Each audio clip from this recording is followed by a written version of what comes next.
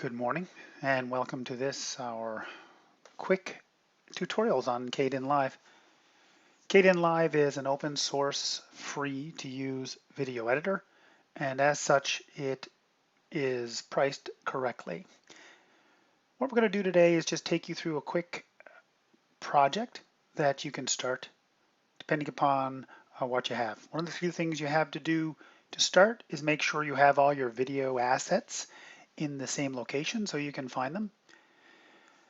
Basically what this is would be raw footage, so anything that you've taken a video of. It would also be any other things like title slides or openings or closings that you're going to require for your video. So this is the screen. You've got your file. Your file has, as you would suggest, new and open recent, all the things you would expect. Edit also has the undo, redo, copy and paste. View allows you to pull other things up on your screen, which will allow you to categorize your menus based on what you're trying to do. Project has a series of elements for your project itself. Under Tools, you will find different ways that you can use the editor. Under Clip, you can use markers, you can extract audio, there's a bunch of things you can do there. You can also do some stuff with the timeline. The monitor is all about the right-hand screen, and settings are where you would change things up. Normally when I start with the Kdenlive is I will start with a new, and that brings up this sub window.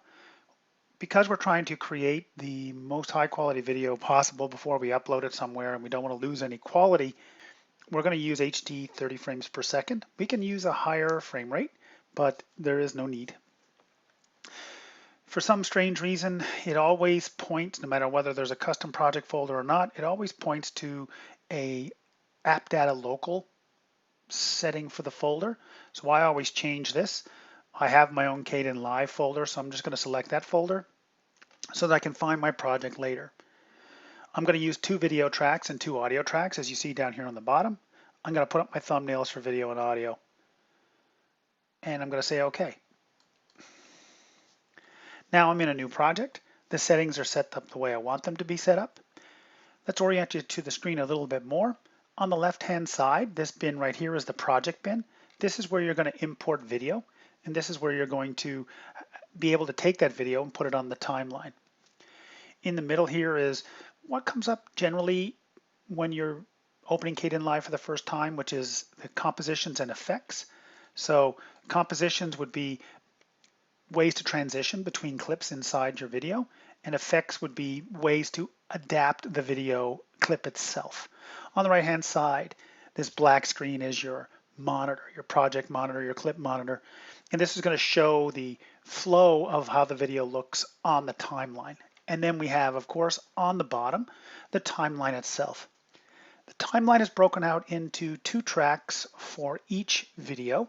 So you've got a video and an audio track. That will allow you to separate audio and do things like voiceovers and so on and so forth. Having 2 tracks also allows you to do what we call cutaways, and cutaways are ways to hide transitions in video. They're also ways to show other content that is specific to the video. The only other screen that I like to have on my screen that I don't have right now is the audio mixer. So I'm going to click on the audio mixer, which is right here. The audio mixer then comes up in the right-hand corner. It allows me to change the levels of and balance of my 2 audio tracks.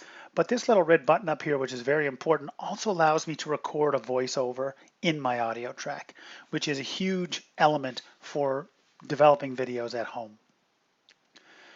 If we orient ourselves a little bit more to what we're looking at here on the timeline, this is mixed audio tracks. If I go to split audio tracks, it actually splits V2 and A2 as separate entities.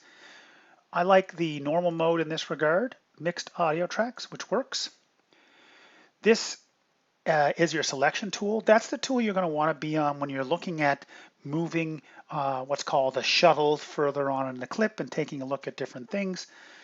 This tool right here is the next most important tool. That's your razor tool. It actually harkens back to the days when we used to cut film with a razor blade or a razor-like tool to splice it together. And interestingly enough, digital video still retains some of those elements. So that is the orientation to the beginning of Kdenlive. I have recorded this, and I'm going to take that recording now and use it as my video source.